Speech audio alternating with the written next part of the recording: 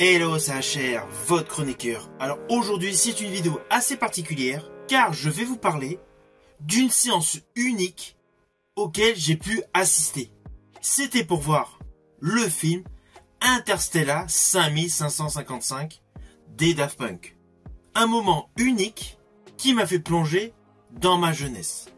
Alors pourquoi me direz-vous? Tout simplement parce que toutes les musiques de ce film Interstellar 5555 sont issues d'un album portant le nom Discovery que j'avais acheté à l'époque.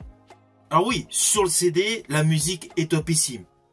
Mais la version cinématographique de la présentation des différents clips, reprenant la totalité des musiques et chansons de cet album, ont été remasterisées pour l'occasion. Je vais donc vous parler de ce fameux film, de ce petit bijou musical, Interstellar 5555, The Story of the Secret Star System. Avant d'aller plus loin, n'oubliez pas, si vous n'êtes pas abonné, pensez à le faire, pensez à la petite cloche pour les notifs. Let's go!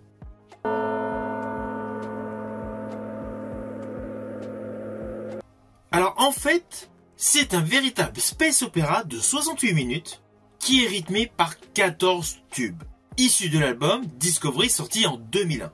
La grosse innovation de ce film, c'est qu'en fait la musique remplace les dialogues. Il y a quelques petits bruitages ici et là, de la pluie, des bruits de fusée, des pneus crissants, des gyrophares, mais il n'y a aucun dialogue. Tout est remplacé par de la musique et la musique assure une véritable continuité de l'histoire.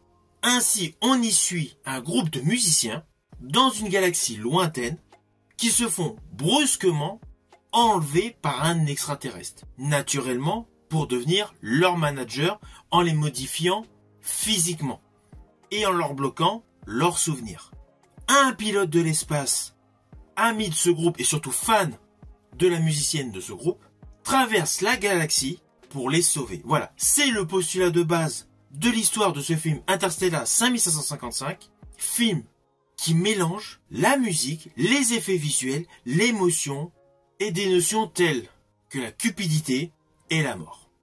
Cela peut être un manga de 68 minutes, totalement musical, mais avec beaucoup d'idées, beaucoup d'émotions, une véritable histoire cohérente malgré les faits SF.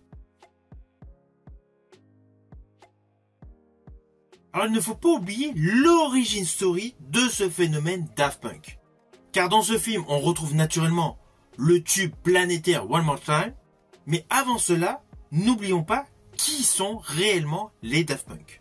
Car leur histoire a débuté le 11 avril 1994, où ils ont sorti un premier single, The New Wave, avec pour nom de groupe Daft Punk. Nom de groupe totalement étonnant, car c'est un nom à consonance anglaise, alors qu'en fait, il s'agit de deux Français. Et ce titre est donc le point de départ d'une immense carrière musicale. Ils ont dominé sur la totalité du globe. De ce fait, ce duo Frenchy a mis en avant la France. Car au jour d'aujourd'hui, il ne faut pas oublier qu'ils ont vendu plus de 10 millions d'albums. Ils ont fait moult collaborations, ils ont eu 5 Grammy Awards, et le pire, c'est qu'ils ont réussi à avoir un succès international en restant totalement anonymes. Alors concernant la totalité de leurs albums, je ne vous cache pas que mon album préféré est le score qu'ils ont réalisé pour le film Tron de Disney. Selon moi, c'est l'apothéose de leur composition. Plus précisément, mes deux titres préférés sont Encom Part 1 et Encom Part 2. Mais naturellement, c'est plusieurs années après ce fameux film musical Interstellar 5555. Alors ce qui est dommage, c'est que le 22 février 2021, ce duo Frenchy s'est séparé. J'espère que dans les années à venir, comme bon nombre d'artistes, ils feront un retour. Mais aujourd'hui, retour donc sur ce fameux Interstellar 5555. Alors ce film a une technique à l'ancienne. On retrouve la technique des dessins animés japonais des années 90.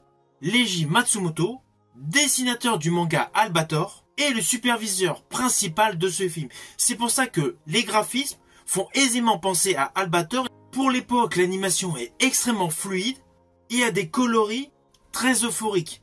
Alors ce qui est bien, c'est qu'il y a un véritable parallèle.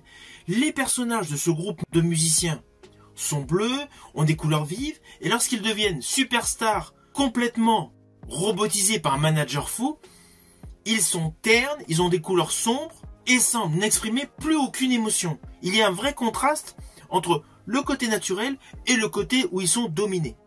Tout ce mélange visuel assure une véritable qualité d'image. Surtout qu'il ne faut pas oublier, c'est qu'à l'époque, la majorité des dessins qu'on pouvait voir, tel Albator, tel Capitaine Flamme ou Ulysse 31, étaient réalisés à la main.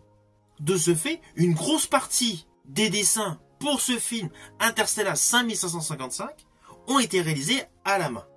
Alors oui, les dessins ont vieilli, mais cela n'empêche pas que dans la salle de cinéma, en découvrant ce film, on vit une véritable expérience unique. C'est totalement immersif. Et en ce qui me concerne, j'ai adoré la combinaison de la musique électronique et de l'animation japonaise.